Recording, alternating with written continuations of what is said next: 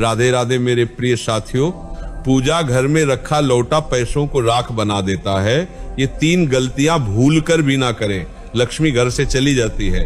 साथियों, आप सभी लोगों ने कहीं ना कहीं किसी न किसी के घर के मंदिर में 1 लोटा जल भरा हुआ जरूर देखा होगा, पर आपके मन में भी ये बात जरूर आती होगी कि ये 1 लोटा जल आखिर घर के पूजा घर में भरकर क्यों रखा जाता है। और घर की छोड़ो, आपने मंदिर में भी देखा होगा कि मंदिर में भगवान की मूर्तियों के पास में भी 1 लोटा जल भरकर रखा जाता है। तो आखिर इसका कारण क्या है, और क्या हमें भी अपने घर में पूजा घर में 1 लोटा जल भरकर रखना चाहिए? सारी अद्भुत जानकारी आपको इस वीडियो में हम देने वाले हैं।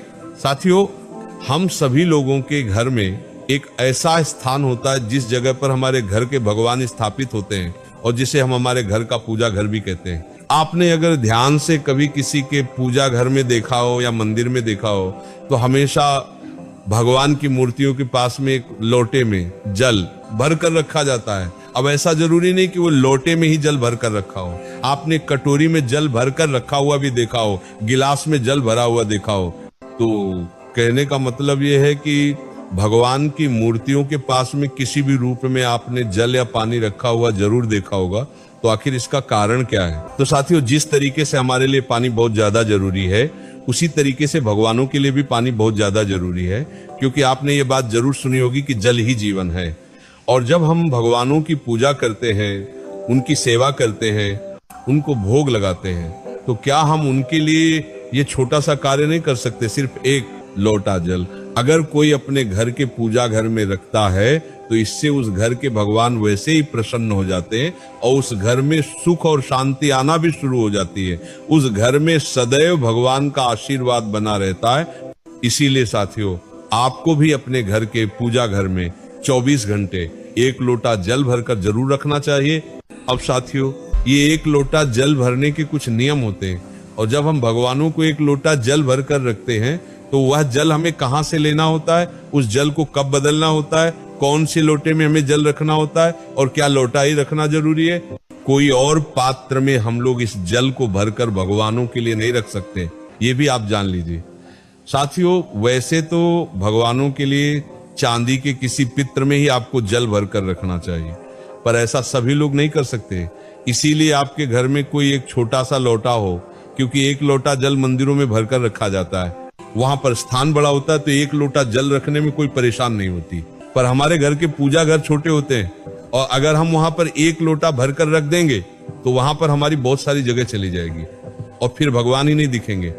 इसलिए आप चाहे तो बाजार से जाकर एक छोटी सी लुटिया या छोटा सा गिलास लेकर आए, जो आपके घर के पूजा घर में बहुत कम जगह में रखा जाए, और उसके अंदर फिर आप जल भरकर रखें। अगर किसी कारण से आपके घर में गिलास या लोटा वगैरह ना हो तो आप उस स्थान पर भगवानों के लिए एक छोटी सी कटोरी में भी जल भरकर रख सकते हैं, पर बाद में आप बाजार से नया पात्र लाकर उसमें जल रखना शुरू करें। साथियों, अब हमको ये जल कब रखना है, कब बदलना है और कौन सा जल लेना है, ये आप जान लीजिए। सबसे पहले आपको ये जल शुद्ध और ताजा ही भगवान के लिए भरकर रखना चाहिए, और रोज सुबह जब आप अपने घर के भगवानों को स्नान कर कर बैठाते हैं, उसके बाद में आपको ये 1 लोटा जल अपने घर के पूजा घर में भगवान से बोलकर रख देना चाहिए। और आपके सभी भगवानों को अलग अलग जल रखने की जरूरत नहीं है, आप एक ही पात्र में सभी भगवानों के लिए जल रख सकते हैं। साथियों, अब जिस तरीके से आप रोज भगवानों के स्नान का जल भरकर रख देते हैं, उसी तरीके से आप लोग भगवानों के पीने का ये 1 लोटा जल भी भरकर अलग से रख दिया करें। और अगर आपके घर में हैंडपंप या जेट लगा हुआ है जहां से आपको तुरंत ताजा पानी मिल जाए, तो फिर आप लोग उस समय मोटर चलाकर ताजा पानी निकालकर वह जल ही भगवानों को रखें। साथियों, अब आपने एक बार सुबह भगवानों को स्नान कराने के बाद इस जल को पूजा घर में भरकर रख दिया, अब आपको पूरे 24 घंटे के लिए इस जल को बदलना नहीं रहता है। मतलब जैसे आज की पूजन के बाद जब आप अगले दिन पूजन करेंगे तो उस समय इस जल को बदलेंगे, क्योंकि ये जल बार बार बदला नहीं जाता। 24 घंटे में जब आप भगवानों को स्नान कराएं उस समय इस जल को बदला जाता है। साथियों, अब जो एक दिन पुराना जल होगा, उस जल का हमें क्या करना होगा, ये बहुत ही जरूरी प्रश्न है, ये आपको जरूर पता होना चाहिए। साथियों, जैसे आपने कल पूजन करी और आज वापस से पूजन कर रहे हैं, तो आप अपना जल जरूर बदलेंगे। तो पुराने जल को डालने के सिर्फ 2 ही स्थान हैं, सबसे पहले किसी वृक्ष में या पौधे में, और दूसरा बहते हुए जल में, यानी कि पवित्र नदी में।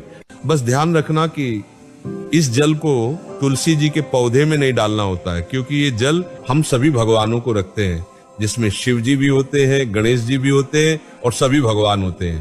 तो इस जल को हम तुलसी जी के पौधे में नहीं डाल सकते। इसके अलावा जो पौधा आपके घर में हो, उस पौधे या गमले में या किसी पेड़ में आप इस जल को डाल सकते हैं और वापस से फिर अपने इस पात्र में नया जल भरकर भगवानों को रख सकते हैं। साथियों, आपको सिर्फ जल बदलने की जरूरत होती है।